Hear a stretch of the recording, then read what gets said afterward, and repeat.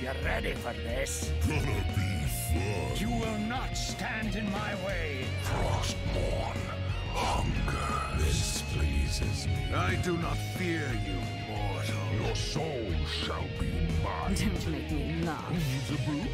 Oh, I do. Feel a shredding, baby. Let the battle begin.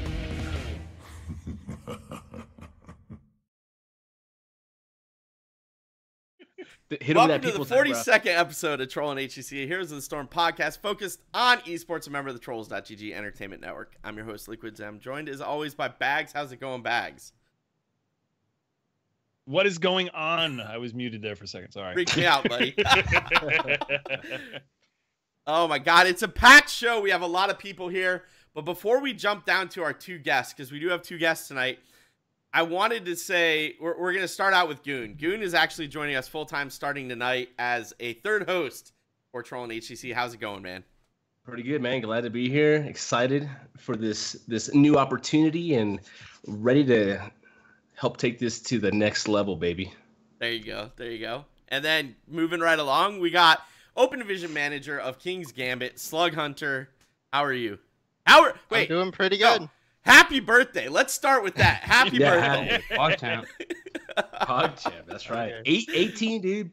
18, and you're spending your birthday night with us, which is, I'm going to go with awesome. It is. I was excited. There you go, man. There you go.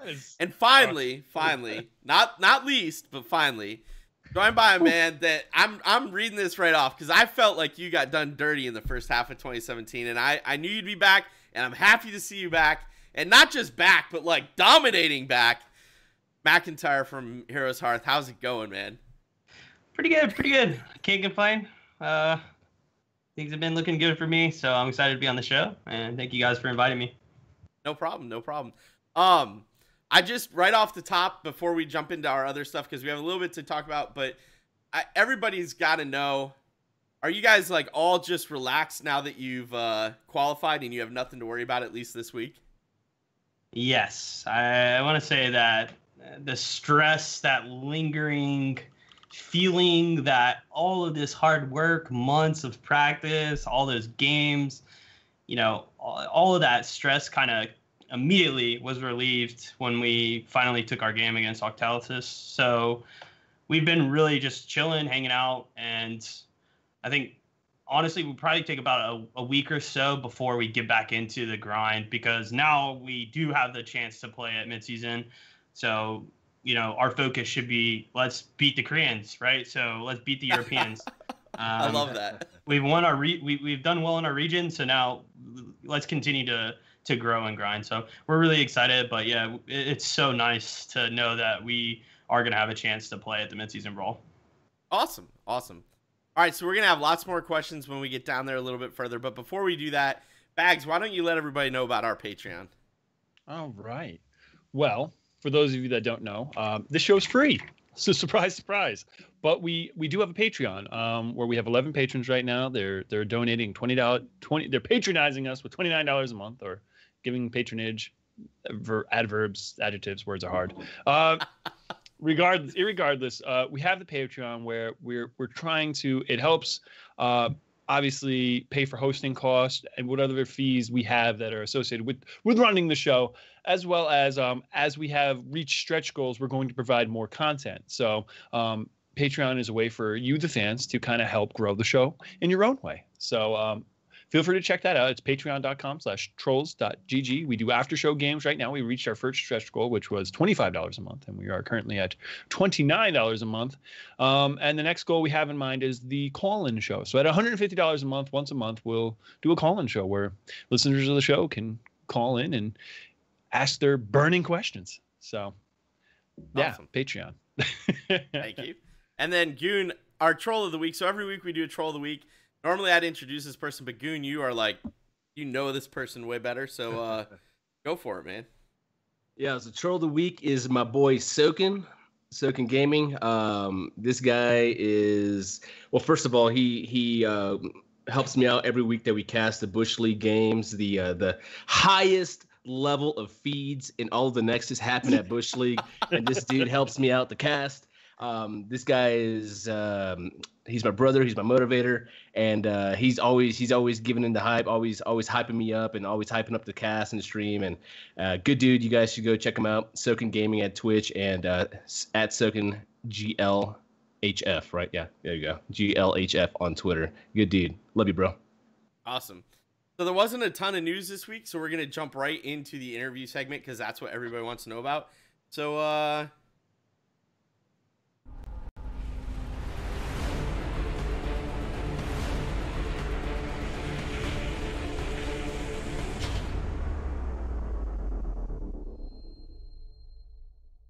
all right, interview time. So we're going to start with McIntyre. Then we're going to hit some slug questions. Then we're going to hit both of you guys. We asked Reddit. We also have our own, we worked with our writers on Trolls GG to come up with, standard questions that we ask everybody, whether you're a pro or a manager or any of those things. So, McIntyre, starting with you, what attracted you to HOTS and, more importantly, competitive HOTS?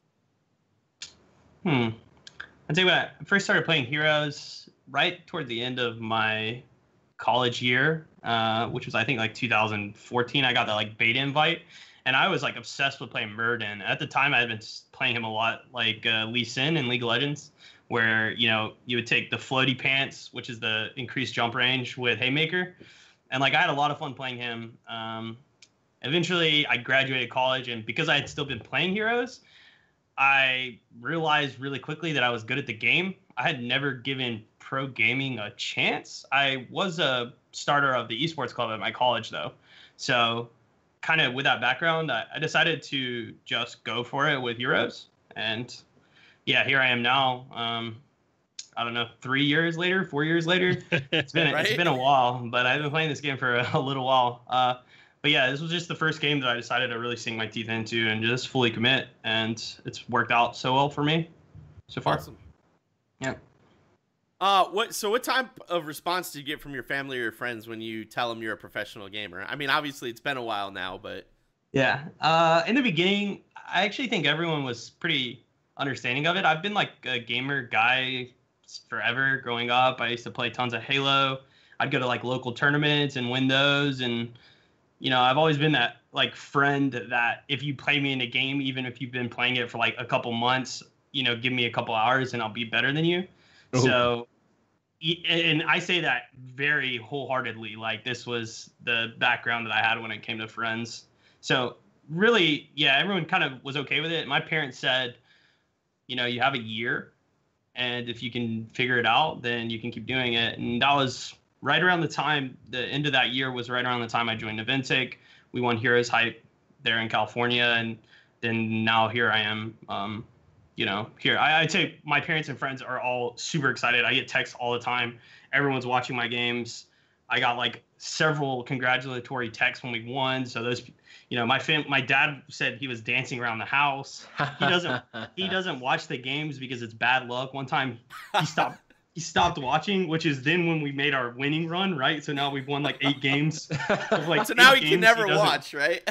He doesn't watch. My mom watches the Twitch chat, which I tell her not to. She's like, the Twitch chat is That's mean. next level. That's next level. Dude. You can't watch Twitch chat. She doesn't understand the game at all, really. She knows the levels. It's very easy for her to tell if we're up a level, we're doing well. But yeah, I'd say for the most part, everyone that is a part of my life, I guess, is pretty supportive of what I do. So that's pretty cool. How does your lady feel about that? It's good and bad.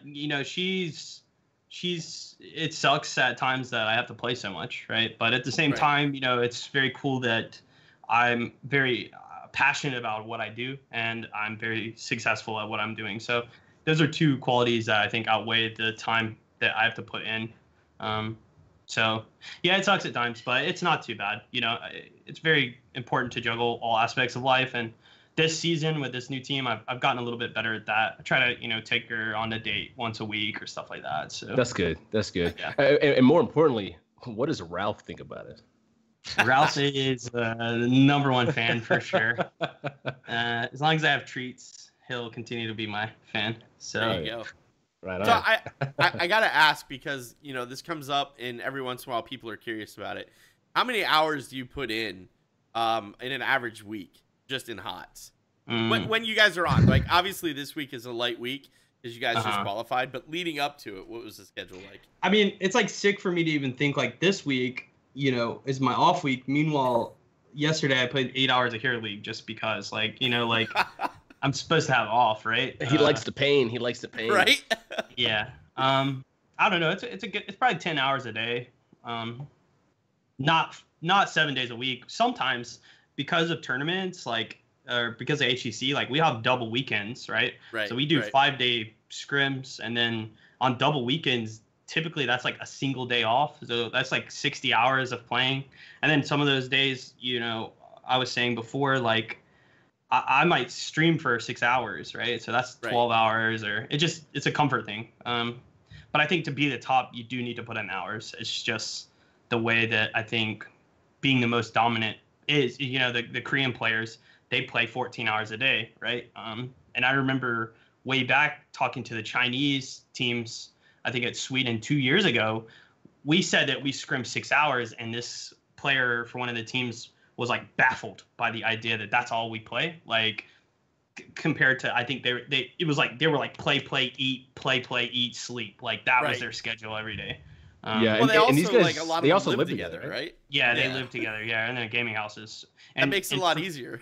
Yeah, for me though, I mean, I think that with esports, it'll get to this point, but essentially, like, I actually think gaming houses are toxic, and I think that like gaming facilities, which Team LiQuiuD has now done, I think they're the first team maybe that has that. I think Complexity is working on one. I think facilities is good. I think playing with your team and being with your team is one thing, but being with them at all times, it can be overbearing. And, you know, even with my teammates, I love the guys. They're like amazing and we get along well. But like after so many hours together, space is, I think, required to have success. He's like, Crowan, please get out of my face. Yeah. Crowan, I can kind of get that. Nice. But so let me ask you a different question then, because I kind of want to dig into this a little bit, because this has always been fascinating to me. Let's say you guys live apart and you only come to the esports facility, right? How often would you want to meet at an esports facility? Is it like monthly? Is it weekly? Is it? I mean, daily? it would be like a job. Like, you know, I go into the office, right? If I go into the office every day, I'm still hanging out with you every single day, right? And I'm sure a lot of people have coworkers that they hang out with every day, right? Be it whatever they do. It's like that would be the same way for me. Even as an athlete, like a professional athlete, a football player. A football player is not at the stadium all day, right? So why, as esports players, should we be at the stadium all day? And that's kind of what I think a gaming house comes down to, is you're essentially at the stadium all day. Right. You know? Okay. So all right. Back on track with our questions. Where did you grow up? I'm from Burlington, North Carolina. Okay. It's a little town, yeah. Little tiny. I actually know about Burlington, but that's a different story for another time. I had a bunch of friends from there. Nice. They ended up working at Pepsi, but totally different story. North Carolina, Pepsi. Pepsi was made there. There you go. So what did you go to school for? Did you go to school for anything? I think that's really how I'm supposed to ask that question. Yeah, so I went to Elon University, which is also in North Carolina, very close to Burlington. I have a degree in computer science and digital art. I went to school to make games. That was my goal. And then, like I said, I graduated. I was playing Heroes and just said, screw it. I'm just going to try to do this. And then I have the fallback of my degree to maybe go somewhere with it afterwards. So that was the plan. We're still sticking to it. Awesome.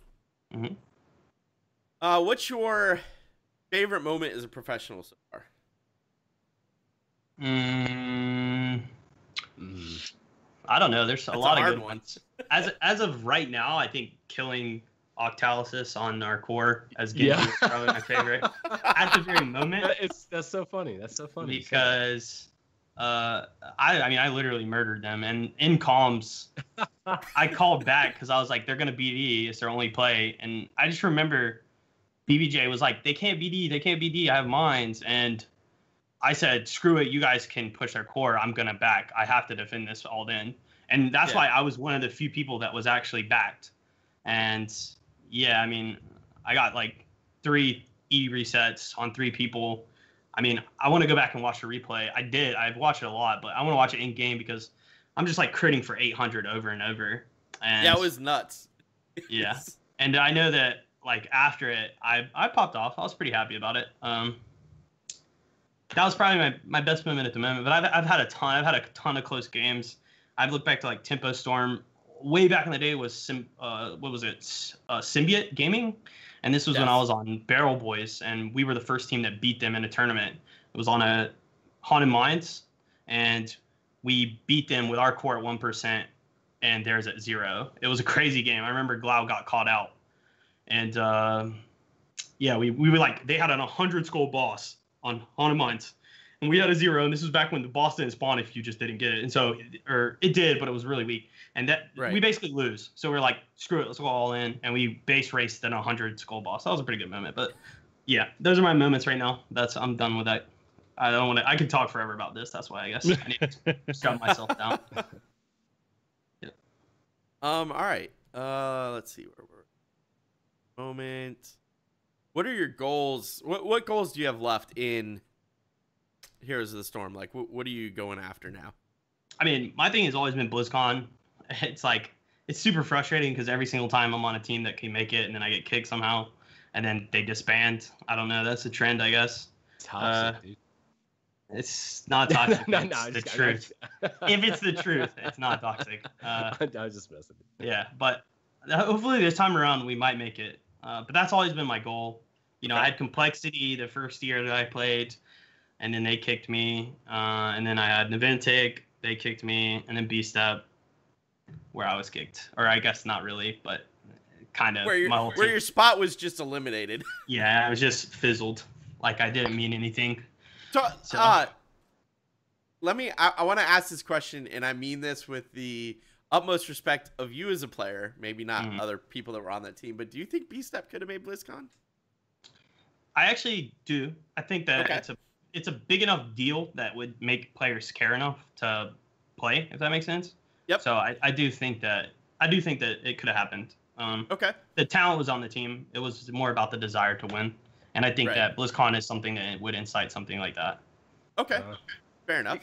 Can I sneak a question in here real quick, real fast? Considering all of those setbacks, all of those obstacles that have been presented, to you, have gotten in your way, what kind of mentality have you had to adapt? What kind of, I guess, what kind of self-reflection did you have to do as a player, as a guy, to just say, screw all that, I'm gonna just keep doing me, and I'm gonna keep climbing, and I'm gonna go all the way? It's really, I've actually had tons of highs and lows. Honestly, I've been in like very dark places, and I've been in very light places, right? With certain teams like Naventic, at a time I thought that we were just the best, and we were playing so well, we were so dominant, yet there were so many internal issues happening behind the scenes. It's like, it's weird, you kind of get knocked up and you stand back up. I mean, for me, I think a lot of it has come from the support of my fans, like the people on my stream, my family, my fiance. Like a lot of that has kept me up, and just mentally myself, I've always kind of said, I think I've worked hard enough. And a lot of times, maybe I put blame on myself. So because of that, I was able to resolve a lot of those issues. And, this year I've started my whole mantra thing where I'm trying to stay more positive, and, I go outside. I try to go outside. This is an important thing, like going outside, keeping yourself in a good state of mind is so important, especially when you're playing games, like I said, 12 hours a day, right?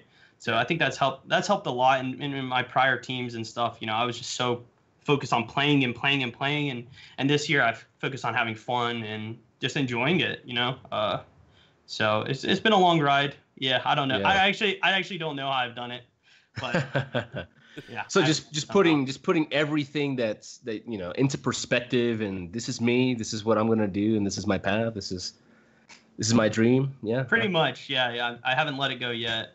Hell yeah, dude. As long as I still feel like I compete, and I still do think I can compete. So when that leaves me, when that fire leaves me, I don't think I'll do it anymore. But I still have it. So I'll keep going until that dims out. There you go. Yeah, right on, dude. I think you kind of covered this with that last part, but maybe not. What's the toughest part of being a professional player? I mean, I think when you get into a deadlock state of mind with a team or within yourself, I think that's the hardest thing. When you feel like you just can't get better, when you feel like you can't improve, when you feel like, this is where like roster apocalypse stuff starts happening with players and teams. It's like people get to a point where they feel like they can't. They're just not. It's just down, right? Right. I think that's the hardest part to get past that. And I think that's a big issue that I've had in the past is like just negativity, like being like, I can't win, I can't carry this, I can't do enough. What can I do? And here I am as an offlane. All I do is soak, but I think getting into the mindset that you should soak to the best of your ability, changing that philosophy, it helps a lot with that issue. But I do think that's the biggest issue is kind of getting past that. The things that you can't change shouldn't bring you down, right? Right. And sometimes it's very hard to do that, even with like Hero League. Like, if I have this person on my team, how am I supposed to win?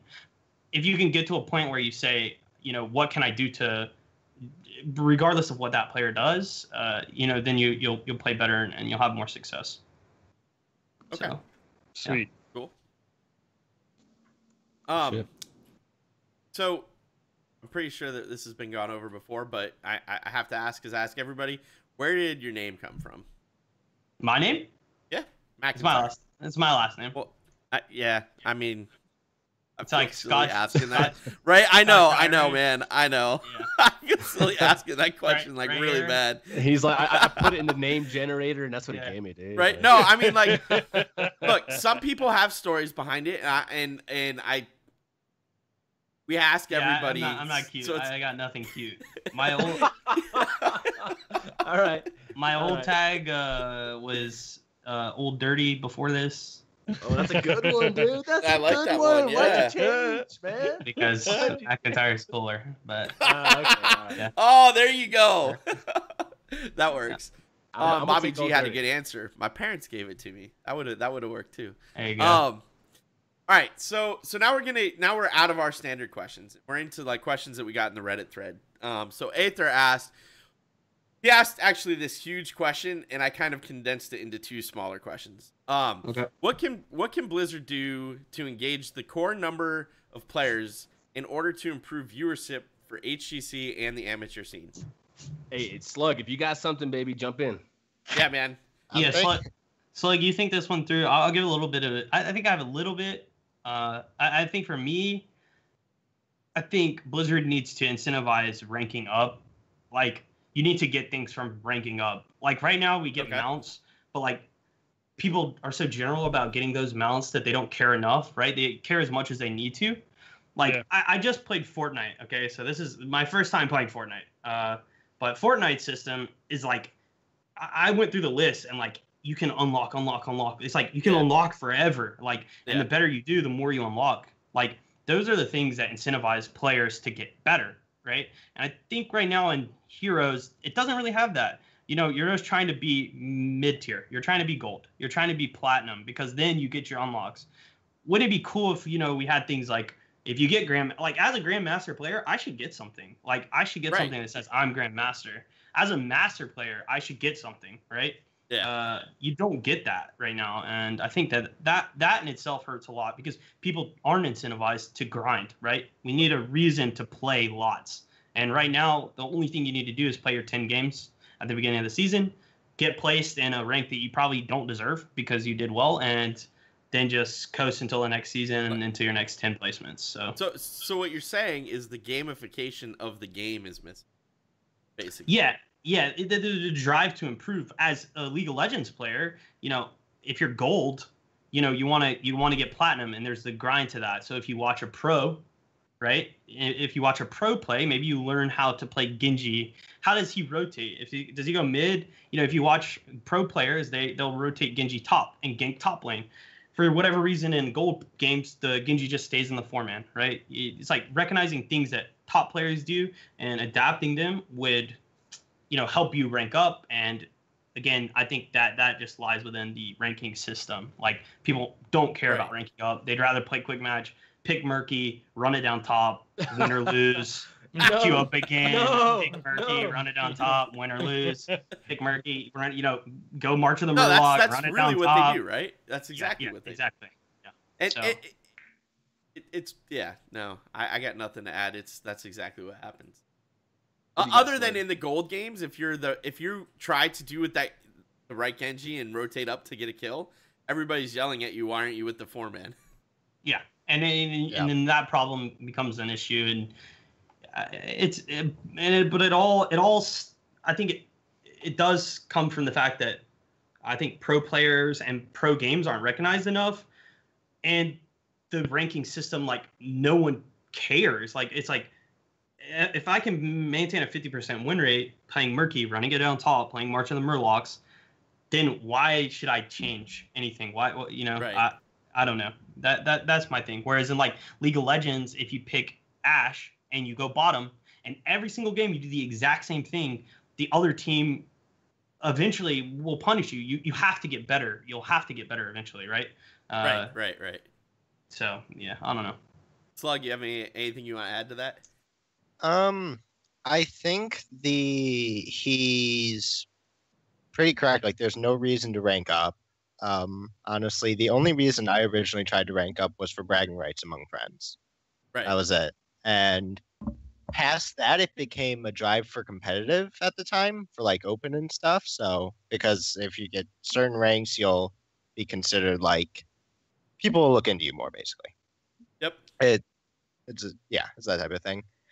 And the main thing for me is, like, the way I ranked up was I watched a lot of pro play, and I basically took mental notes on it. Like, that's the best way I feel like I learned. Okay. But I don't know necessarily what you can do to attract, like, a more casual player who's just Right. play that Murky, like, top lane feed. I think Yeah. some of them are just going to always do that. I know a couple friends who will just always do that. Although they don't do it in ranked for good reason. But there's it's do- like, how do you fix that, right? Do you think that is a I guess a symptom of what Blizzard promoted this game to be from the very beginning, or is just something that, you know what, this is Heroes of the Storm. These are a bunch of, I'm just gonna. I think it's both. I'm done playing WoW. Yeah. I'm gonna go feed in Heroes of the Storm. I think it's a bit of both. Like, most of my friends just saw it as, like, this cool Blizzard game of all these cool characters to mess with.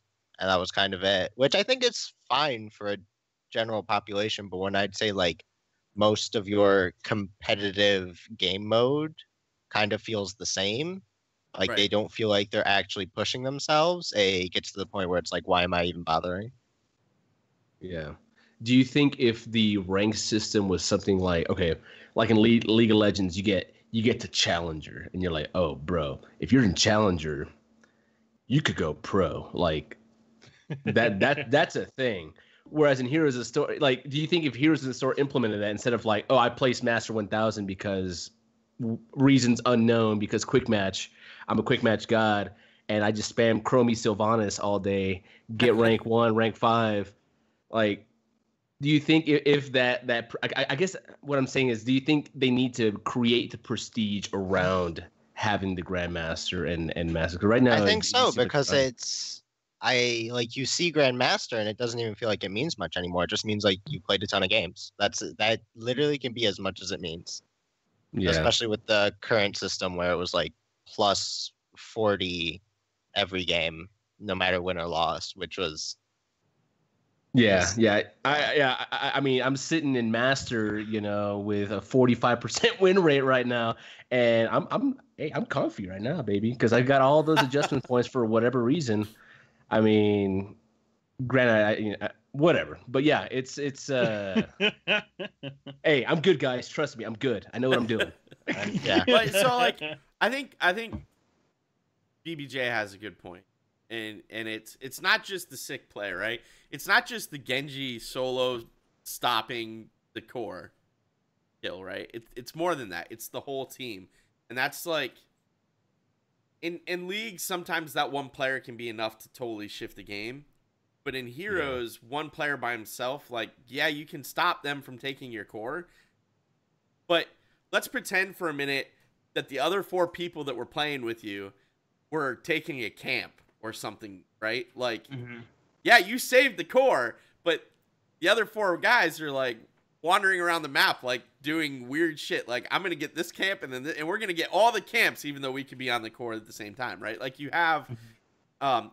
Paula, I think it was yesterday, was like screaming at his stream. That is one of my favorite clips. Take the core, like, Yeah, like there's 3%. the dog take to the core. snap bigs to the top. Right, like, right, exactly. he's So full it's health. like, what? How do you Feels solve bad. that? But I mean, I think that's an issue. I mean, that's just, there's so many things going on in that clip, you know? I don't think watching a pro even fix? I don't know. I don't know. I guess just game knowledge at all levels definitely can be touched on. I don't know how. I think even just if Blizzard made a Cursed Hollow video with a pro player that just said, you know, the boss is a win condition, like tributes shouldn't be fought over always, like soaking XP is good, like just like you can do an easy camp and that creates pressure for the curse tribute, like, you know, this will give you space on them. It's like, just like even little statements like that, you know, I think would help players, because those are the things that people don't I think miss a lot of the time, right? They're very like black and white when it comes to decision making. So do you think the burden of responsibility for I guess educating the player base as to how to play the game should rely on Blizzard? I think so. You think so? Okay. Yeah, like I've tried. I made videos for 2 years. Yeah. And I helped people, sure, but like I didn't help anybody really in reality. So like the people that I helped are grateful and thankful, and I'm glad that, you know, that's the whole point of me doing that. But a lot of my drive to make that content evaporated because it didn't mean anything. I can make a 15-20 minute video on Kel'Thas and his passive and how to use it, right?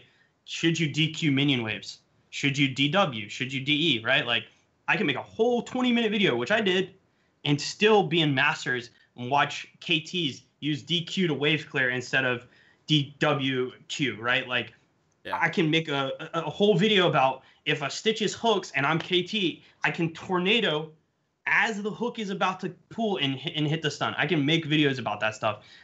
Yet, when we get into game, no one's even trying to emulate it because no one's watching it. So it's Blizzard that has to make that connection to the population. Like, they're the ones that have, you know, all the players. If they put something up on the screen, that it should be seen, right?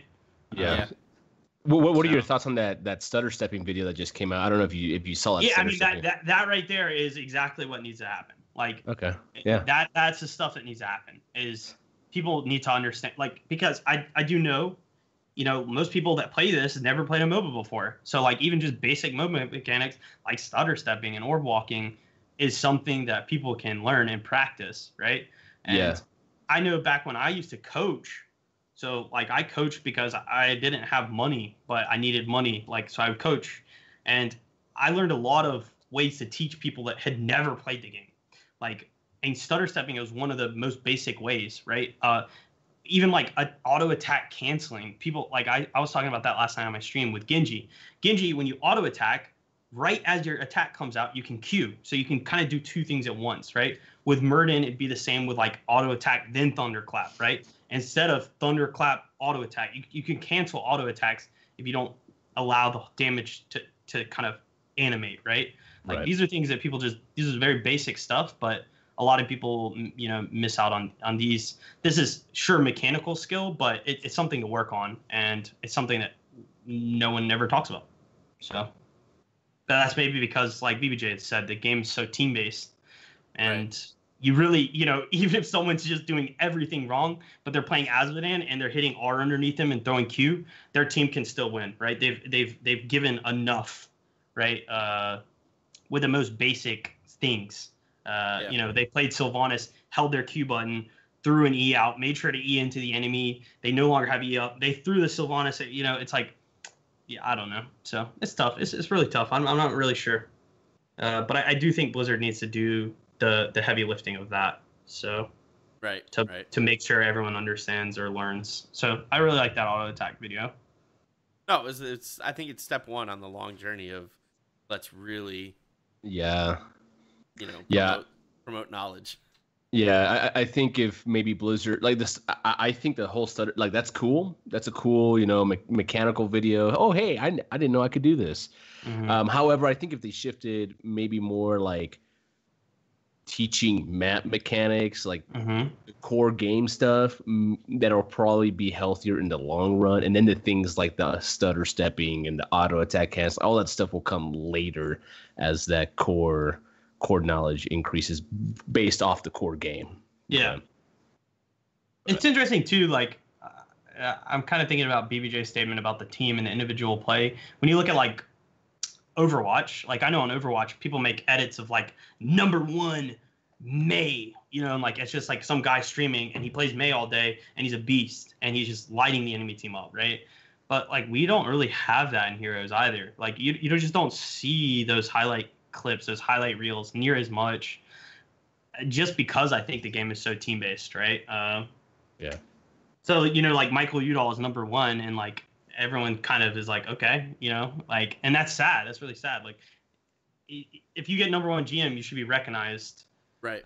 As like that should be prestigious. Like, I thought you were flaming. No. Michael Udall #1. Oh man, what the? No, that's what I'm saying. Yeah. Like that's the point though. Like here we are memeing, and like in reality we should be like respectful of that, right? No, like, he's #1, man. Right. Yeah, exactly. So like that's something that I think even as a community, maybe I don't know. It's something that everyone has to do. Yeah. So. All right. So on to a more interesting. Well, not more interesting. A more lighthearted question. What hero have you tried to fit into a legit comp for HGC that just hasn't worked out, or a wombo you wish you could try? And that's from True Mr. Fu. I mean, we played a lot of Rexstar. Yeah, and that's a true statement. We won a game with him. Also true. So no Murky March of the Murlocs running that down top or nothing like that? We give Arthalon space, but not that much. He's tried. I mean, we've tried some crazy stuff. Oh, yeah. I would say the Rexstar is probably the craziest, honestly. Like, because no one plays it. Like, why would you play the hero in the first place? But there are certain maps and certain strategies where it seemed like it worked well. But yeah, when we played it competitively, it just didn't unfold the way we wished it would have. But in Scrim, it was okay. Like, yeah, we tried. No super secret Gazlo Wombo combo comps. Yeah, so there's playing strange heroes and they're playing bad heroes. Gazlo. Or Gazlo. No play. Just like there's no Rainers out here either. Trust. Yeah, that's true. Hey, actually, come on now, man. Rainers. I feel like China busted out Rainer once or twice. I'm sure they did. They're next level. They're on a different realm, dude. Yeah, they really. When you're talking about these secret strats, they're running the secret strats over there in China. Like they go hard. Tyrael judgment is not a surprise. You think of these things that like no one's taking, they're taking all of them. So right. Yeah. Actually, in a follow up to that, how many times have you had to tell Arth no to a hero picker and engagement call? A lot. We have to dodge scrims a lot. Oh wow! Like we'll have to dodge a game because Arth just blocks a hero insta. Like it happens. It actually happens a good amount. You're wasting a good amount of time in that 1 hour he practices to dodge. Man, feels bad, dude. No, I mean like we'll have to go to the quick match screen or whatever. But the draft screen does get broken a lot because Arth rip a hero. J-How Jay has a question in chat. He wants to know, why is Tyrande not a second damage dealer support in the current meta, primarily against old Tracer and pulse bombs? Because Tyrande is a kill target, so you just don't draft heroes that can die. That's the objective for the most part. And Tyrande dies, so if we draft Tyrande, then the other team will kill her, right? Now, I know I've seen Tyrande playing. Yeah, I mean, she's okay. Like, it's just, you know, like, Tass can't die, right? And Abathur can't die, right? Even, like, you know, sometimes with the Malfurions and the Uthers and the Monk, right? Those are heroes that they have mobility, right? They have escapes, they can do damage, they can support, but they can also not die.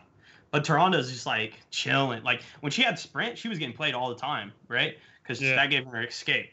But now that they took that away from her, like we haven't seen her since really, because like it's the same way. It's the same reason like Anna is not picked.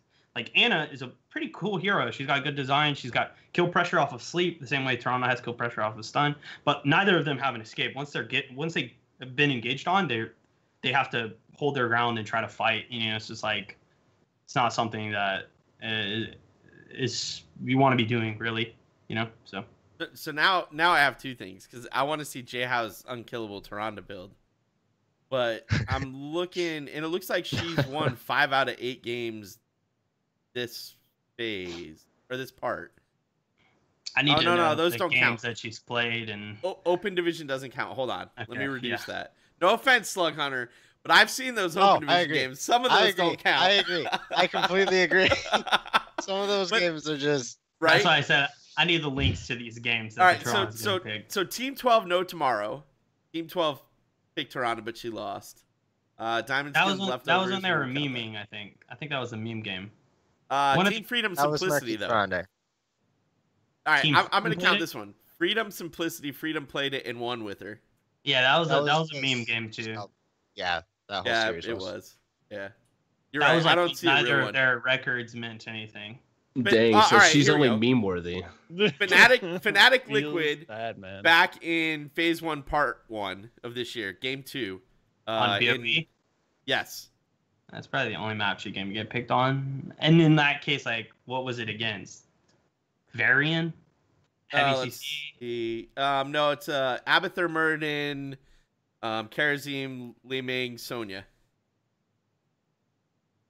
That's a decent amount of CC. But they did have a nub.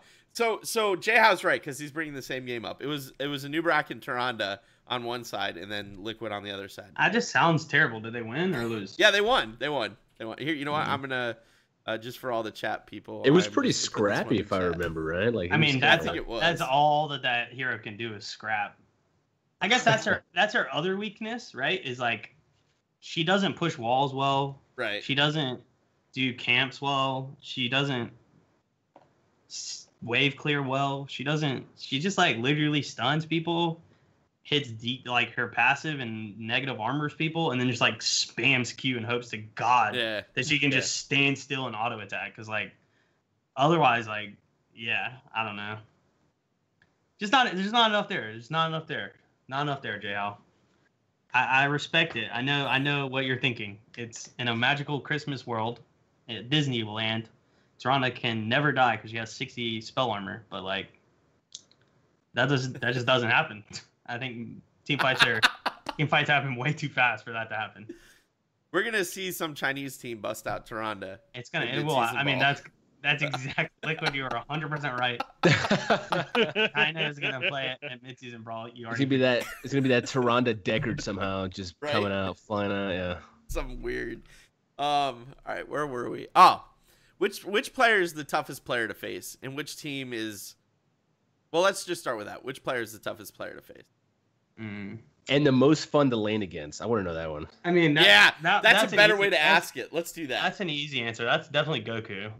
Goku? Okay. Yeah, he's the most fun because he likes to try to outplay. So it's fun because he's doing stuff that he might beat me and I might beat him. So it's a bit. It's a bit more, I guess we're trying to do things in the solo lane. We like to slash dance and taunt and stuff too when we don't need to push. I'd say you guys both like feel it, basically. Yeah, we recognize that like we're solo laners, like so this is what we do, right? And I think he's probably my toughest lane opponent.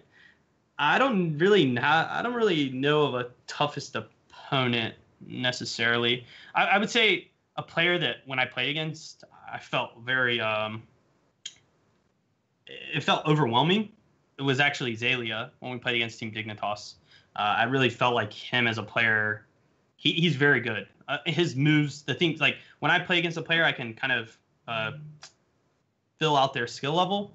And when I played against Xaylia, I remember times where, I would be flanking or something, and I blaze charge, and he roots, as Malfurion right where I'm charging, so my charge doesn't hit him, or he ice blocks correctly. He twilights me when I want to hit Sanctification, something like things like that, right? He's a very strong player. I don't know if he's my toughest because again that's a hard question, but at the last tournament, I would say he was the one that I really felt like he was doing everything right, in response to me. So I want to ask you a slightly different question, but the same question, because I'm going back through and I can't remember. Have you solo laned against Wubby? Yeah. Okay. How is that compared against Dignitas? Yeah. Wubby's pretty good. I mean, I would say like he's about on par in my opinion with like me and Goku at this time. It's not like he was doing anything crazy. And honestly, when we played against him, we killed Wubby a lot. He got caught out a lot in our games, and was honestly one of the reasons I think we were able to beat them on D-Shire. He eat in as LiQiuD and didn't get a reset, and we were able to kill him, and then we got a Stitch's kill, and that ended up leading to us scoring. He's very good, though. He's very aggressive. He understands the limits of the top lane, and I think I learned a lot from him when it comes to orb control, like healing orb or whatever. I don't know actually. Right. Yeah, like control of that and just the flow of the lane. Whether you need to be, proxying the lane or freezing the lane, or maybe you're, like I said, zoning off of the globe. If you can trade damage and zone your opponent off of the globe, then you can trade up, right? And I think he taught me a lot of that. Okay. But he was a very good opponent. As far as the solo lane is concerned, do you feel like Blizzard needs to do a better job at showing you guys duke it out in that lane in these HGC matches? Not really. I mean, no. Oh, okay, all right. I'm trying to learn. It's wet noodle. It's very wet noodle. I mean, I think it's cool when they show like the ganks, and I think a lot of the excitement comes from the roamers, right? Sadly, the same thing with League of Legends. You don't really see much top laners. They just chill. The cool thing about League is they have TP. So, like, they can teleport in and be a part of a gank, right? In Heroes, we kind of have that. It's called just shoving the lane out super hard and then rotating, right? So, you see that every once in a while, but, like, in reality, all that's really happening in the lane is, like, we're just wave clearing and making sure that we watch rotations and we don't get rotated on. So, yeah, that's pretty much it. It's sad. It's a sad truth, but somebody's got to do it, so. All right. So I'm going to jump to this last question because you mentioned LiQiuD and it had me looking at this. Why do you think LiQiuD isn't as prominent in the NA meta as he is in the EU meta, and what are your plans for changing that? And that's from McKeown. I'm not really sure. I think EU meta is a bit more tank focused, and I think in NA right now we're much more range focused. Like, we have very dominant Hanzo players, for example. That's a hero that, to me, does very well versus LiQiuD, right? Whereas over in Europe, they're much more, based around their Guldans, and I think they play a lot more Tychus than us, even though Tychus is pretty good versus Leo. I mean, honestly, I don't really know. Leo, to me, is not a strong solo laner, and I think, although Europe plays it a lot, they're starting to realize that. I think he loses a lot. Maybe not. Maybe I'm just being biased, but I probably won't bring Leo to NA if that's the question. I just don't. I don't. Are you implying that the NA meta is better than the EU meta? I mean, is that what you're saying? It was. That's what I heard. It was at the Clash. They adapted to our meta, not to theirs. So when we went to the Clash, we picked Zeratul, we picked Thrall, we picked. These are the heroes that we picked, and then now the day 2 started picking them, right? So watch out, EU. Watch out. I mean, I'm not saying that in our current state it is. but I'm recognizing that we play, and especially my team, play things good, and we're going to continue to play those things good until someone proves us that they're not good, right? And I think that that's important for all teams. You shouldn't change your style and play because one person does something differently. You can adapt from them and learn from them, sure, but you just make sure to play to your team's strength. And that, I don't know if people from Open or, we have Slug here, like, this is something, and I think your team does it with, like, Jaina. I know that I see a lot of Jaina.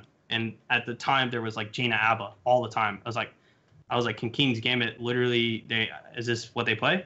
And, like, that's good. Like, that's a good thing. Like, recognize what your team's good at and play it until someone does something to beat it. And then that's when you get the fun responses, and that's when you're able to be flexible and pick Genji Abba, right? Now you've created a composition that the other team has to always think about, and they either figure out a way to beat it or they just keep getting beat by it, right? And so that's kind of, I think, a good style, and it's something that KSV and Dignitas have always done in the past. They've just played a few comps really well, and they're always going to get those comps. They're always going to play them well, and they're just basically going to say, you figure out something to beat us, or we're just going to keep beating you.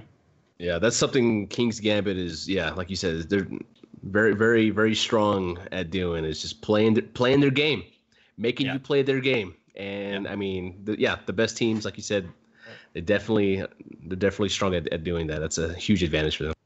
Mm-hmm. Speaking of King's Gambit. All right. Well, Slug, you're here. I'm here. We haven't talked much, but we're here.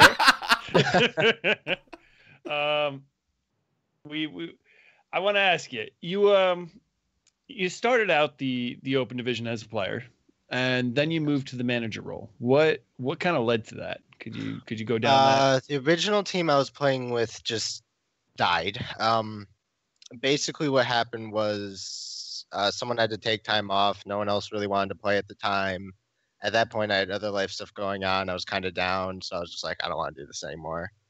It was like, I'm going to take the rest of the Open season off. I'm like, I still want to stay in this community, though. So I started looking around for, like, stuff I can do, like a manager type thing.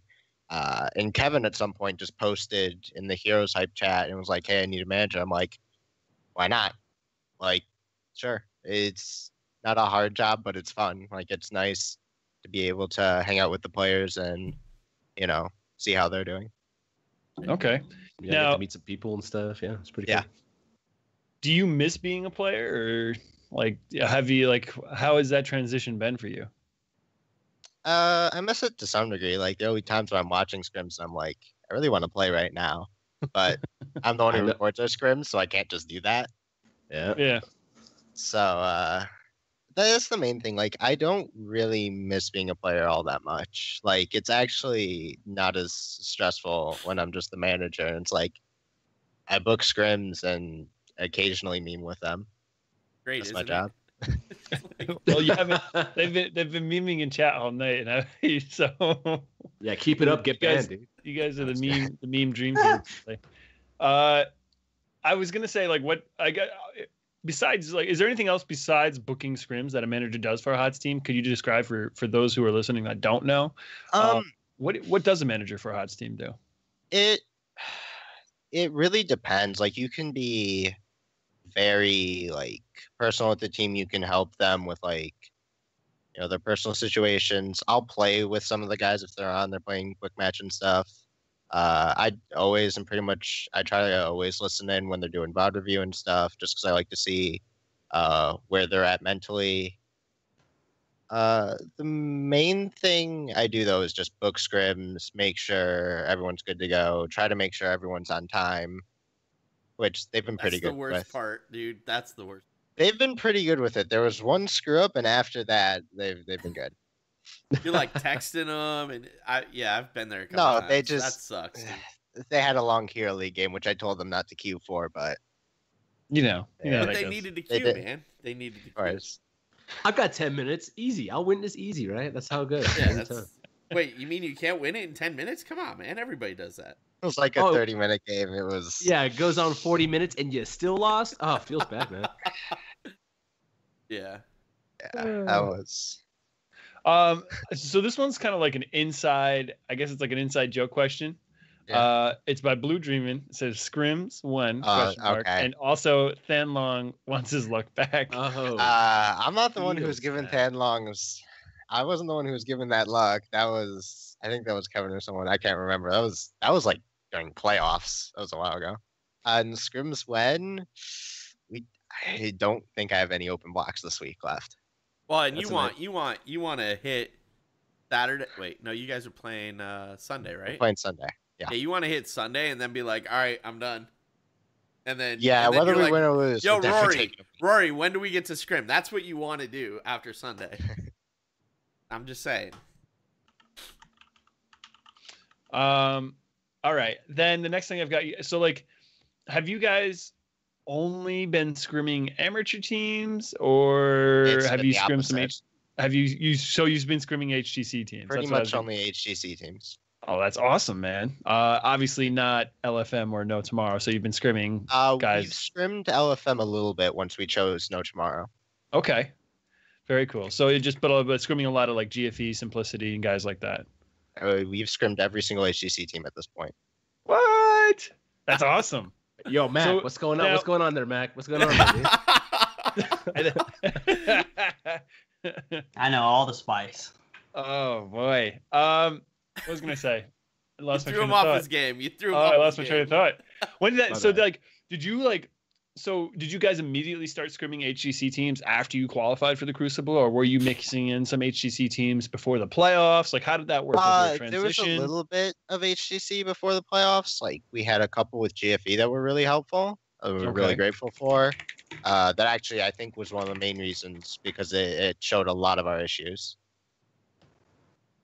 That's so I guess that parlays in the next question I have. So like you guys were the 7 seed going into that tournament, and like honestly, you caught a lot of people off guard because you just blasted through the tournament.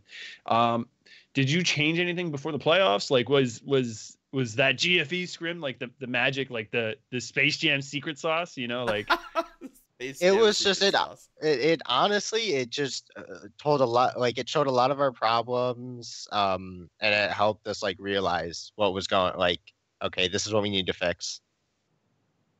That was basically it.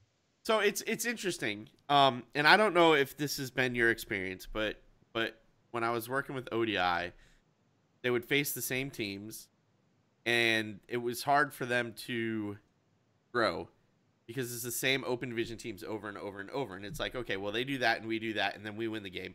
They do that and we do that, and then we lose the game. And it's like, it's very repetitive, right? And so you can make minor improvements, but it's not the level of improvement that you guys showed in the playoffs, right? I think it's also what you put into it. Like we did a lot of VOD review going towards playoffs, Okay. and I feel like it turned around what was happening. Like, not that we were doing bad, it was just it really pushed us that extra bit we needed. Right. I mean, it's hard, right? Like, so it's kind of hard, or it's not kind of hard. It's interesting. So if we look at King's Gambit story, right? When you guys came in, you were doing okay. You went into the playoffs 7, and then you dominated everybody. If you look at HeroesHearth going in, it was like, yeah, they won like I think it was 6 out of 8. And you got second in the 7th one, and the 8th one there wasn't a record. No, we won like we I think we won every open except the first one. Yeah, maybe that's what it was. It was crazy. Well, we had to make two teams because of roster. I missed a week. It was weird. Yeah, Right, we won a lot. right. Yeah. But that's my point, right? You guys won all the time, and going into the playoffs is like, okay, well, they should get the first spot unless something weird happens. And so it was like 2 different stories of who won the playoffs between that phase and this one. So to me, it was kind of, I love the Crucible and I love open division because I love the fact that there's promotion and relegation, right? I think that's needed to keep new blood into the game, just into the pro scene, right? So watching it from the outside, it brings me back to like Slug. Like, was it really the VOD reviews, or like you guys did something and whatever you did, it was amazing because you went from like where you were to like dominant. 2 things happened. So when we first started, we had a pretty different roster. we dropped 2 players, brought on Diesel and Zergling. There was like a 2-week break between opens. Yeah. It was like completely different because it was like Zerg really helped with our drafting and shot calling, and it started to really just push the team. Like we were just doing so much better. Kind of take off from there in a way. Right. I was gonna say, so Zerg and Diesel carrying the team, or what's up? I'm just kidding. E Kevin, E Toby, no flame, no flame. Droplets, maybe a little bit of flame. No, I'm just kidding, no flame. All right, so the last question we have specifically in the realm of this is, and this is from Game Tempest, but I actually had the same question. This was definitely coming up no matter what. Why did you guys go with No Tomorrow? Did you think, like, is it LFM or No Tomorrow was weaker? You thought you matched up better, or why the No Tomorrow pick? Just It was, I mean, no, it had nothing to do with standing. It was literally, we looked at each team, and we just, for pretty much, we talked for a while. We were constantly talking about it after playoffs, and the whole time we were just like, we think No Tomorrow is weaker. And at the end, when we were kind of at the point where it's like, okay, neither one's going to scrim us. We want to choose at this point so we can get one of them to scrim us. Right. We were just like, everyone, it was a complete agreement. Just No Tomorrow was it for sure. And we were like, because they know certain pro players, they like asked around, and everybody said No Tomorrow. In your opinion, why do you feel No Tomorrow is weaker? LFM plays as a team. LFM plays as a team, and LFM is good. Like LFM is, I really think is actually a very solid team. I think if we'd chosen them, I don't think we would beat them.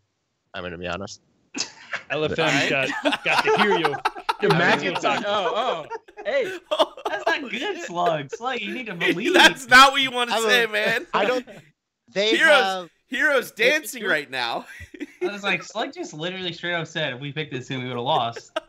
I don't think, but I think Tomorrow just has, is just. You guys have Diesel and Zergling now. You can beat them, dude. Oh my god. I don't know what's happening. I hear where you're coming from. You're basically saying you feel like you have a better chance against that team than the other. That's what you're saying. You feel more confident, at least, which is good. I think going into the series feeling confident is important because we obviously played against EID. So, you know, how could we? This was a team that I guess it's a bit different, right? Because they were showing kind of no signs of rebounding, and I think a lot of their team had even considered just it over the series. Like they just didn't stand a chance. But for us, you know, we struggled against LFM, and they ended up, I think it was them or imported support, one of the two. I can't remember off the top of my head. We lost and got knocked to the bottom bracket, and for our open at the very end. And I think when we showed a sign of weakness, that kind of resurrected even in Death's Hope when they played against us, and they put up a good fight. I mean, that was a good series. I think we ended up winning 3-1. I want to, or 4-1, 4-2. Maybe, yeah, it was 4-2 because Homie had, it was a cursed and the Towers of Doom. He hit like 5-man mosh twice. Those were godlike moshes, though. Since that day, we have not gotten godlike mosh. Like that doesn't happen anymore. Like I will never get 5-man mosh again. But never forget. But you know, we did get beasted up by Justin's mosh on Sky Temple, the series we just played the other day. But it's tough sometimes when you don't have heroes that stop mosh. It's just gonna happen, you know, and you have to respond to it. So, but yeah, I feel where you guys are coming from. I'm not gonna say that you made a right decision because I think again, a lot of your confidence has to come from within. So regardless of who you play, you know, and I think LiQuiud said something about, you know, you play the same teams every day. How do you get better? Even, you know, coming from me, playing HGC, I started from the bottom too, and we continue to improve. And, you know, even now, if we consider ourselves at the top, which I still don't think so, I still think that we have lots to work on. You know, we play the same teams every day, right? We play tempo. We play, we play Octalysis. Like, these are the teams we play every day, and we can still learn from them, and they can still learn from us, right? So, it's a give and take. What's important is that you do sit down every day, and you have goals. You have things that you're set out to do, and you learn from mistakes. And like, one thing that we live by, I think a lot nowadays, is losing is better than winning. When you win, you just feel like you do everything right. And when you lose, you feel like you do everything wrong. And what can you get better at? So sometimes at times losing can be more beneficial to the learning experience for that reason. So this is one of my favorite things about Zergling is he always wanted harder scrims. He always wanted to lose. He wanted to learn. Like, he's like, winning's not giving me anything. I need to lose. That's how you learn. Yeah, you have to lose to learn. And he was right. So I wasn't getting them good enough scrims at the time. Like, I look back, I'm like, I should have just been going more. Like, for the more top end teams. And then it's the problem. It's like manager to manager, it's a problem, right? It's how do I balance this so I make sure that I can get the right scrims for them and not have other managers say, no, you're not that good. But also hard enough that they're going to improve, right? You have to have something to deliver to that other team. And it's a balance, right? It really is. And I think a lot of that success depends on the team dynamic, the mentality that the players have, the mentality and the culture that the team has created amongst themselves to breed this success, right? And I mean, is it okay if I kind of jump to one of the questions here? We're kind of like on the subject here, real quick. How do you guys establish and maintain, this is for both of you, how do you guys establish and maintain that team synergy? How large of an impact does that team synergy, that mentality have in the success and in the failure of the team? And would you guys consider it to be the most important factor to your guys' success? If not, then what is? I don't know if you can answer it first. Yeah, go ahead. Team synergy is huge. Like, that makes or breaks a team. It doesn't matter if you have like the five, like one of the, like all these top players, if they're not playing together, it's not going to work. It's just like, it's so important. So when we're off, it's very obvious. Yeah, I think I agree. I mean, that comes back to my statement I made earlier. You can't, as a player, you really can't have the mindset that like you can't carry. I can't win. I can't. You can't. I mean, like, as a singular player, you will not carry the game, right? Like, it just doesn't work. I think it's interesting too, because when I look at my current roster and rosters prior, the atmosphere, the personalities, the mindset, the drive, are the players hungry? Do they want to win? Are they willing to give up everything? These are factors I think come into play. And with our team at this point, I think we have gotten to a point where we're playing for each other and we're no longer playing for ourselves. And I think that that's so huge. And I think that that's led to a lot of our success here recently. Maybe towards the beginning, we had to kind of come into that. And I can't really speak too much about losing because we really haven't been losing much. And when you start to lose, things start to break. Right. And obviously the way that teams respond to that is differently. And I don't think our team would respond in a negative way. Like we just said, you can learn from losing. But I do think that you really need to, go into the game looking to play as a team. I know when I joined, I think it was Team Bahgz Nihili. Okay, this was after I had gotten off of Naventic. This is Gul'dan's game. This is, this is during my dark age. Okay, this is where I didn't know what I was doing with my life. I remember I joined that team and like I said to myself like, oh, I'll carry, like I can do it, like I can, I'll be the one, and like in doing so, I replaced a player, Zeus, who as that 5-man worked together, they worked so well. And by adding me and changing the atmosphere and changing the pressure levels and, I remember we had to win to go to, one of the lands. It was the only land I didn't get to go to. It was in Seattle, I think. All of that, just like that team did not click near as well with me on it. So I think that, like, yeah, personalities and things like that, they really mean something. Skill is not everything. It really isn't. So I think mindset is very important. I want to touch on one thing you said because it sounded really familiar to me. We're playing for each other now instead of for ourselves. That sounds like something that Romedy was like a real big like proponent of. And I know he talked to you guys a lot towards the beginning of the season. Do you feel like those things that he worked with you guys on were helpful, or, you know, like embracing those, or was that it's cool that you're telling us these things, but we want to focus on this aspect? I mean, I think, so you say like it's cool and stuff. I think that what Romedy does is cool. I think what's important to it is, as a player, if you can hear and listen to what he says and actually do something with it, I think that's where our team was able to reach a higher level of play and focus. You know, his philosophies and, you know, his mindsets that he kind of opened up for us to create for ourselves. It's not like he said, do this. Right. He said, this is something, you know, and I think as a team, as each player individually, we adapted our own things from it. I know for me, you know, it was a big deal for me because I not like I didn't have an ego, because at the time I was like the barrel boy, you know, like I was McIntyre, like, you know, and I still am, but I'm not near as headstrong about it. And I think that my team is important to me. What they do, what they bring, how they respond to me, how I respond to them. These are things that I think Romedy helped a ton with us. I mean, I would say a lot of our team's success, or even just, I can't really speak for our team, I can speak for myself.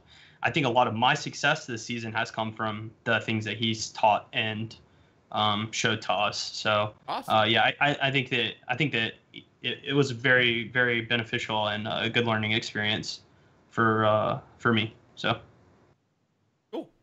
Yep.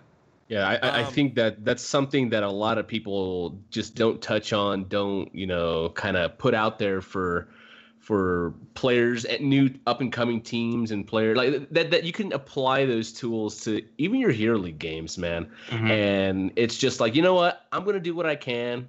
I'm going to play my best. And you know what, this guy's running down top. That's, you know what, that's probably how he plays against move on next game. And, you know, and just continue to get better. And hey, if this guy maybe wants to learn something, maybe I can be there to provide that feedback for him. Maybe, you know, I can, but the things out of your control shouldn't cause negativity in your life, essentially. And back to that mantra. Yep. Yeah. And I think that's one thing that, again, he harped on a lot. And, you know, even going into the season, you know, we could go 7-0, right? We could go 0-7. We don't know what we're going to go, right? The only thing that we know is that tomorrow we have scrims, and that weekend we have a game, and those are the things that we have control of, and those are the things that we should focus on. So yeah, again, that's Romedy was really good. So awesome. Hell yeah. So Aether asked 2 questions in chat. The first one's primarily to McIntyre and the second one's for Slug. McIntyre, do you guys feel lucky that they added the double elimination for the second open so that you didn't just lose first seed? Like, you went from just losing first seed to losing completely, or the opposite. I just lose completely, but lost the first seed because of that first loss. I said that really badly. I apologize. I think what he's trying to say is are you happy with the change to the double elimination playoff tournament so that you didn't get knocked out in the first round? When you guys lost to, or not when you lost to Imported in the playoffs last year. Yes, that. Is this for who's this for? This is for you. Okay, yeah, I was like, I'm pretty sure this is for me. I mean, it was interesting. Like, at the time, like, we had done so well, and I think for us it was just stress. Like, when you're the top dog, you're not playing with the house's chips anymore, right? You start to play with your own money, sort of thing. Like, expectations are there. You're assumed to win. And I think that causes a lot of pressure and stress on yourself, right? You're now telling yourself if you don't win, then you've done something wrong, right? Right. And I think that we got in that situation. We were playing. We knew we'd beaten this team 80 times, like exaggerating, but like we won every tournament, and they were in every one of them, and we had smashed them every single time we met them. And it was like, how do we lose? How do we lose? We can't lose. And I think that got to us. We were luckily able to bounce back. Had we have not, had we have lost and it not been double limb, I think we still would have gotten second seed. So we would have had to play versus Navintic, and then Navintic would have disbanded, and we probably still would have been in HGC. But I don't know. Yeah, this time around, in my opinion, I still think that as an open division team, if you're first seed, you should immediately get Crucible, and then the rest should fight for the second spot. I just think that gives more incentive to the open. It gives more drive. Being the first, playing all the tournaments, play exactly like HGC. Number one seed goes immediately to mid-season. Why doesn't number one seed lose to 8th seed? Because they're number one. They should be given something. They should be rewarded for that. And they still haven't done that with Open. I really hate that, to be honest, because, yeah, imagine Tempo Storm goes 14-0, has a bad day, loses to LFM, and now LFM's representing us in mid-season brawl. That was potentially what almost happened last, Open with us, right? So it's like, I'm not a huge fan. I do like, having the playoff ability. Like a team like King's Gambit can come around and show up, and I do like that. But it's for a top number one, team to have a chance to lose. They do it in HGC. Why wouldn't they do it in Open? It makes no sense. I don't know. I kind of dig that. I actually, having you say it that way, I'd like to see that change now. Which brings me into the other question Aether asked, which is directed to Slug. Do you think Open Division still needs more changes, or is it in a good spot? I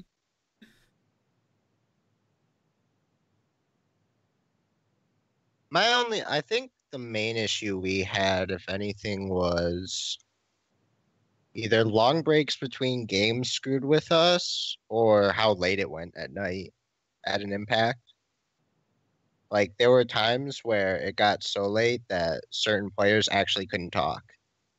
Like, not like physically, but they just weren't allowed to. And which was, I think that happened, what was it? It was the Open before playoffs. We actually had like 1 or 2 games where Droplets was straight up had to be silent. Kevin's girlfriend's yelling at him to shut up. It wasn't Kevin. It wasn't Kevin.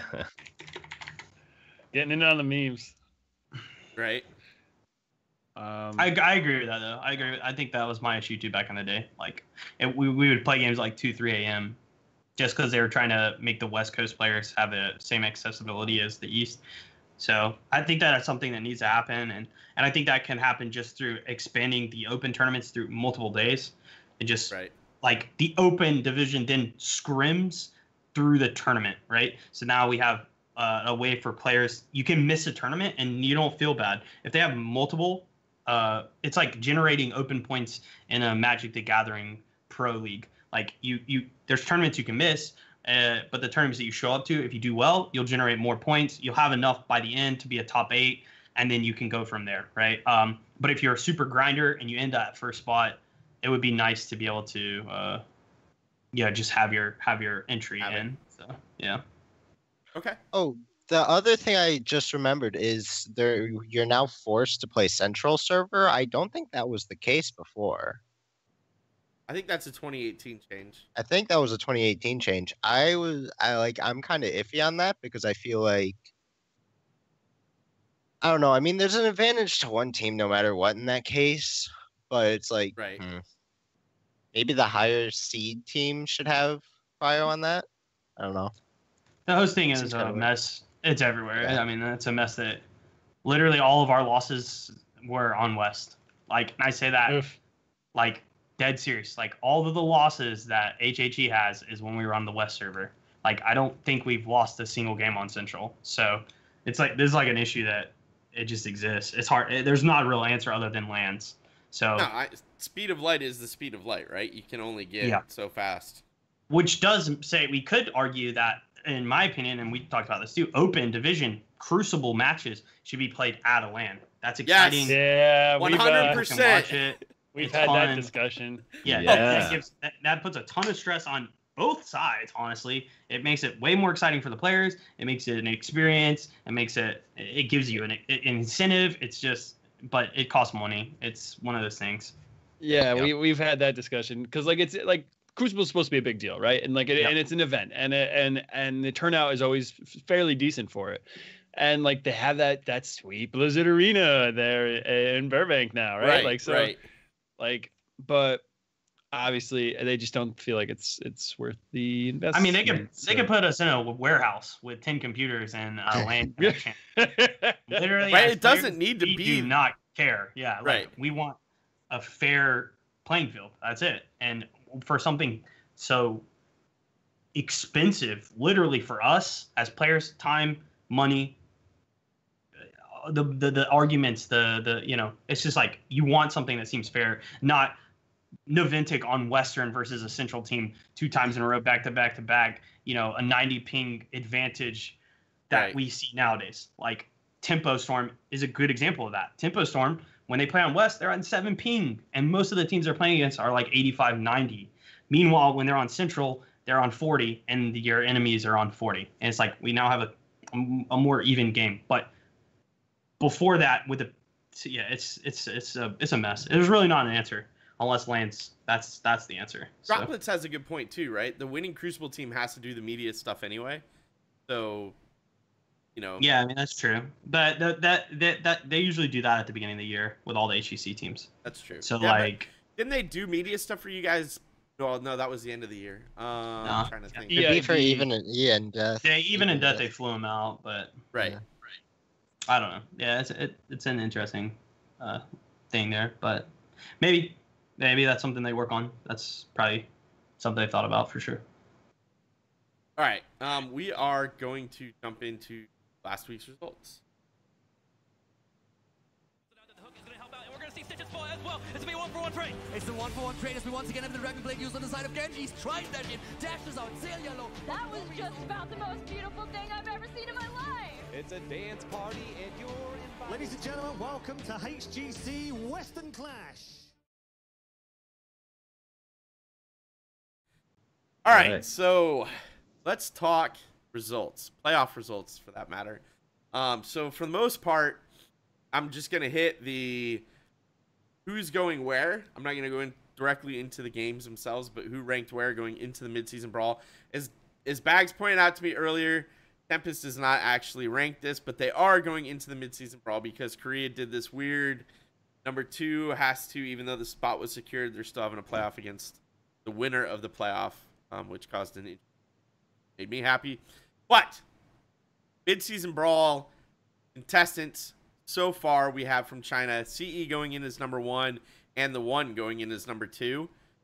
Korea, KSV Black, I'll put that as KSB, going in as number 1. Tempest going in as number 2 after defeating Ballistics in the weird second place has to beat third place before we decide who's going in.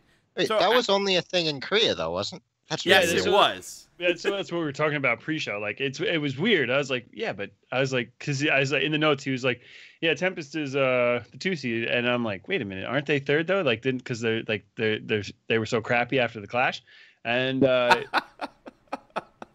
apparently there was a grand finals where the 2nd seed that was already guaranteed a midseason brawl spot had to play for I don't know. Meanwhile, Fnatic just got their second place spot. Go on, you're second now. They're on vacation and stuff. Tragic.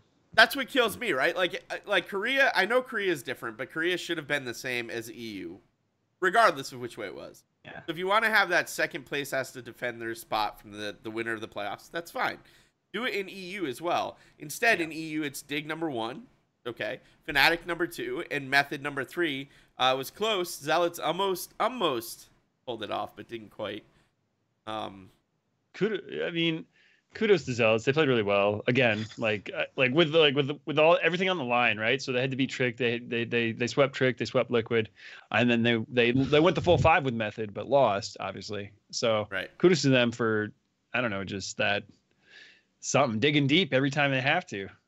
Right. And I'm bummed in LiQuid because I had been on the Team LiQuid train post Clash. They'd been playing so well, and I was hyped, and now I'm sad. Not. They didn't pick their Samuro.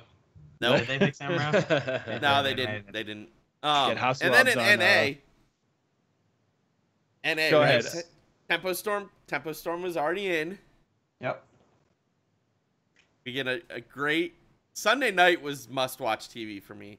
HeroesHearth winning and securing that second place spot. That was fun.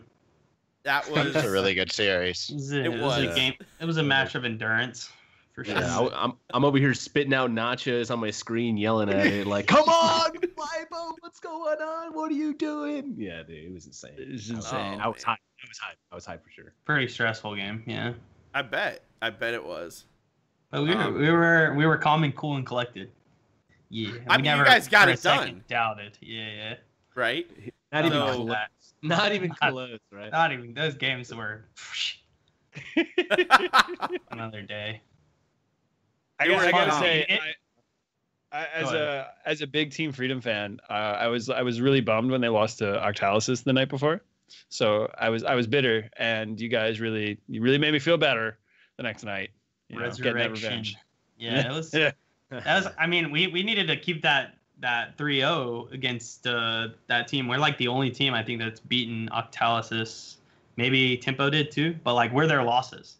So we're just their gatekeepers, I guess, and we were able to continue to hold that title against them. So it was a really good series. I mean, talking on that too is it's kind of frustrating for me that they don't get to come. I know obviously it'd be very heartbreaking if we had lost. It'd be very frustrating, and we want to have gone, right? Because for me, representing North America is amazing, but I'd like my region to get better, and we don't get better if only 2 of our teams get to go in comparison to the 3 that the other regions get to go, regardless of if Europe wins or not that mid-season or the clash, right? That's just, even in our team's case, we were weak then. I think right now if we played Dignitas, we had taken a game off of Dignitas. In my opinion, we would have maybe even taken that series if we were in our current state when we played them previously. I would agree with that. We were in a weaker state at that time, and now that we're stronger, why are we now punished for that? It's just, I don't know. I really think that that's something that needs to be reconsidered. Yeah. It not only creates less excitement because now there's only 2 teams representing North America, but it gives less knowledge to our region as a whole. A lot of the time, these teams are not only representing North America, but they go to these regions, they learn things, and they bring them back, right? Essentially weakening the competition a little bit because of that. Exactly. It's just overall, I think it's just a bad look in almost all departments. I saw that tweet. I don't necessarily. I guess what's your solution though? Because we already to fit in the extra EU and extra Korea team, they squeezed out 2 minor region teams from the midseason brawl. So do you have a? Didn't they do it before? It was 12 teams, and then they just had a group stage with all the first seeds getting through prelims immediately. That's what Sweden was. We're still going to do that. We're still going to play group stages off stage. We're still those things are still existing. Why cut teams to? They cut teams because minor regions were getting to the event and getting smashed. It's so we cut them all together. We loosen competition in the stronger regions to make less teams show. It's just it's weird. I don't even cutting minor regions. The fans, the support that those regions have are now getting evaporated. So we're losing viewership, right? Right. And then again, lands don't exist anymore. So as a team, just getting the exposure, me getting to go, I'm so excited. I can't wait for me to have a picture of me smiling in my jersey. I can't wait for that.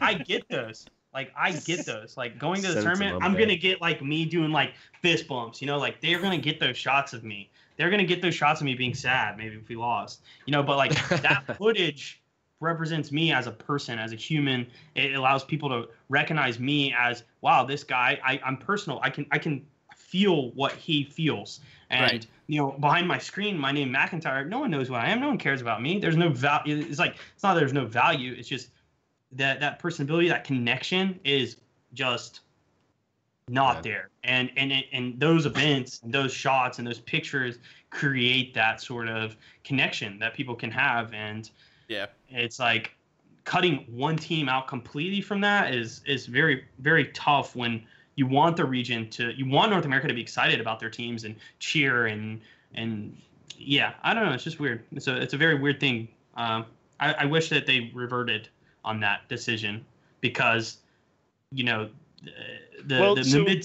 mid-season brawl is kind of crap too because it's 4 days. We fly in, we take pictures, we play. We're jet lagged. There's no practice. There's no learning. Right. And in this case, we're flying to Europe, right? So this time around, they're going to come to us, and it's going to be the exact same thing, but they're going to have that back foot and that drawback. But what were you saying? Sorry, I jumped in there. It's all good. Previously it's just what it is just 12 teams. So like previously each region only got to send 2. So I guess you just want all the regions to send 3, I guess, and then just skip the minor regions. No, you do 3 from the minor regions, and you do 2 or 4 from the. I'm sorry, you do 3 from each of the majors. Yeah. You do 2 or 4 from the minors. No, you do 2 from the minors. Right, 2 is better, but yeah. So you want to do 16 teams? I mean, you could if you're gonna have a group stage. Yeah. I mean, I guess it comes down to money, but again, since there's not as many lands, then the money is not. You're having to fly out. I don't know, 25 more people. I guess. I don't know. The event becomes a lot more. I guess it depends on the logistics because it's at DreamHack. Yeah, it's at DreamHack. It's already the tournament already runs from the 9th to the 18th, so it's it's how much time do they have to do because they do the round robin. So yeah. No, but easy right. solution. Just McIntyre HGC Commissioner 2019. There you go. Boom. Maybe 2020. I want to see HGC 2020. All right, 2 years in a row. 2020. So BlizzCon 2018, BlizzCon 2019. Then you retire and become the HGC Commissioner. There it is. There it is. I'll cook up all the goodies for the players. I mean, it is important. Like I do think that that there are things that need to be focused on, and that's kind of a reason why a lot of the excitement's not there. Whereas for certain teams like Dignitas, they've done so well forever, and they're known. Tempo Storm, they've done well for forever. Everyone knows who they are, and it's because they were going to lands. They got those pictures, they got those shots. It's that's what creates connections. So awesome. All right, let's jump into some preview talk. More specifically around the Crucible. So that's what's coming up this weekend. Saturday, we have number 2. Wait, I just lost my train of thought. I'm sorry. Saturday, we have Granite Gaming versus Leftover. That's number 2 Open Division versus number 8 in the EU starting at noon Eastern. After that, we have... wow, I messed this up for myself. 3 p.m. Eastern, XD versus LFM Esports. That's number 2 versus number 7. Those are the Saturday games. So I'm curious what both of you guys think, because Slug, as an Open Division manager, you've seen both of these teams play. Well, you've at least seen XD play their way up. McIntyre, you've seen LFM. I mean, I've scrim versus all these teams too. Like we scrim versus pretty much all the open teams as well as the HGC. So, and we have played against LFM. Yeah. Yeah, and a couple of times. So, what are you guys' thoughts on Saturday? What are we going to see Saturday? Predictions, thoughts. LFM's here, XD is here. I don't think it's close. All right. Don't even. There we go, man. Hey, standards for LFM. LFM, if they played them, they lost. XD, no chance. How good is LFM? How good is LFM? Apparently, compared to open teams, better. Apparently, someo's been paid. Hero Physio, money well spent. I wish. I think that LFM is good. I would say that they're probably if we were gambling, they probably have the higher percentage of winning. Okay. Looking at the series. With that said, I think XD has the XD factor in the sense that they are, it's kind of I was talking about before. You're playing with the house chips sort of thing. Like you have nothing to lose. You can play as well as you. I don't know. There's no stress. There's stress because if you lose, you're not in HGC, but you kind of have the cards kind of coming towards you. I think it'll be a good. In my opinion, I think it actually will be a good series. I don't think that either team. I don't think that either team will just dominate. I do think that both teams have a chance to win, and I would say that Elephant maybe is favored, but not by a lot, in my opinion. Okay. All right. And then Sunday. Sunday is the big day. We have at noon, Worst Positioning playing Diamond Skin over in EU. That's noon Eastern. And at 3 p.m. Eastern, the game Slughunter really cares about, King's Gambit versus No Tomorrow. All right, man. Let's hear it. We already got that. LFM is here. XD is here. What's it look like Sunday? If we play our game, I think we win. Like, if we're on top of things and play at where we can play and where I've seen us be able to play, I think we win. Okay. I would say that. I actually think. Lay it down. Actually, I think you guys are about even as well. I think what you have going for you is just like overall. I think team atmosphere. You're maybe in a better place. I would say that they have some really good players. They have the potential to be a very explosive team. They've shown that in the earlier parts of the season, and with like a player like Jin too, he's pretty hungry. I would say he's very focused. He's it just depends on that day, right, where they're at, and I think that's going to be a big factor in the series. I'd say that the consistency level from your team is probably higher, but the explosiveness is probably higher on that team. So that's why I think it'll be good. It will be a good series no matter what. So I'm looking forward to games. Good games. Yep. That's what we want to see. Yep. That's what we want to see. Yep. Cool. All right. So before I sign off, do you guys have anything else you want to share? Maybe an announcement. Maybe I don't know. Slug, you took my thunder because Blizzard announced who you guys were going to play already. So we were told not to say anything until they announced it. Like I know. That doesn't mean I wasn't going to try and get it out of you. So anything else you guys want to throw out there for anybody that's watching or listening? You can go first, Slug. And no is an okay answer. That's all right. Yeah, no, I don't got anything. All right. I'll throw out, if you guys haven't already, I would check out the website, HeroesHearth.com. If you're looking to improve on your gameplay, if you're looking to figure out the best builds from the best players in North America, like BBJ, Hots, he's a pretty good support player. Ishbu, tank player. Crowan, the Hanzo. You need a Hanzo build? You got it. Or if you're looking for tier lists and blog posts, McIntyre is your guy. Go check those out. It's a really sweet site.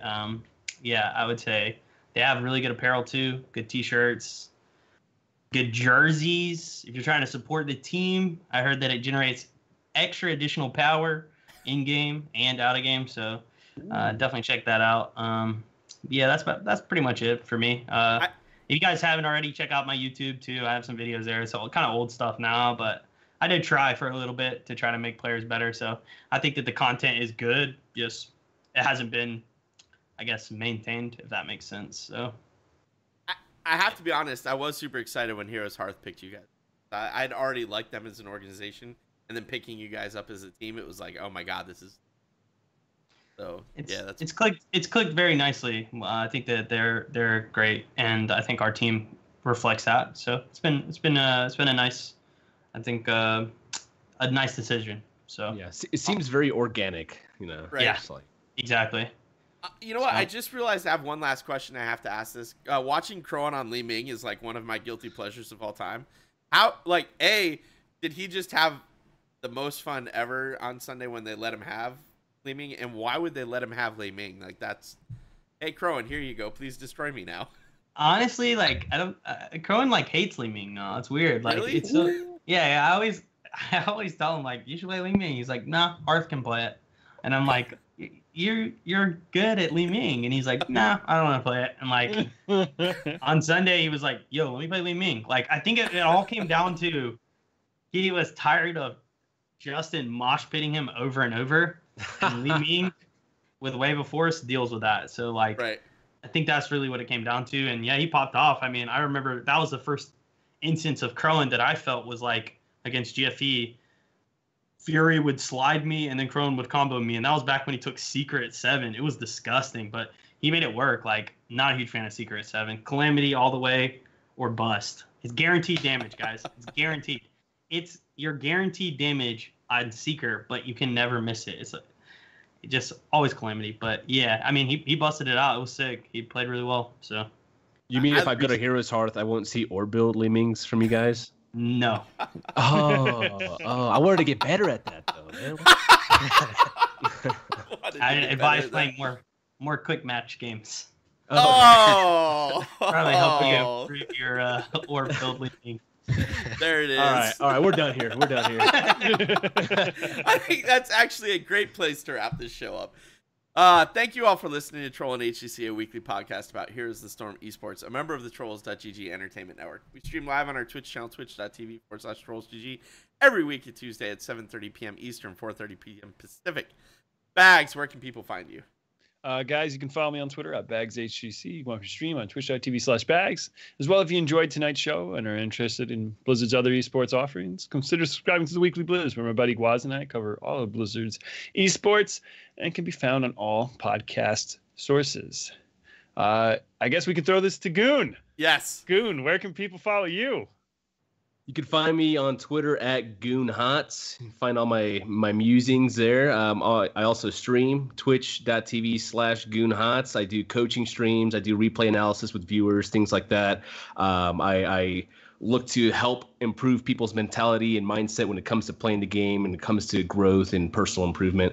But yeah, that's about it. Or you can, yeah, that's it. That's all I got for now. All right. So McIntyre, you hit all your shout outs. You have anything else you want to add, or are you good there?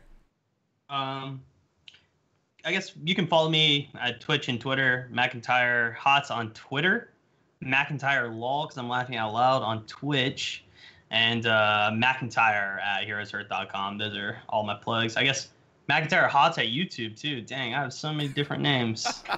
Those are all my things. Damn. Yeah. All Those are right. my shout outs. Slug, you got anything? Maybe pick your team. I'm just saying. Main thing I'm active on. Oh, there's also. I mean, there's all the teams. You do Oh, you, yeah, buddy. You do you. There's them too. They're there. I'm just saying. Now's your chance.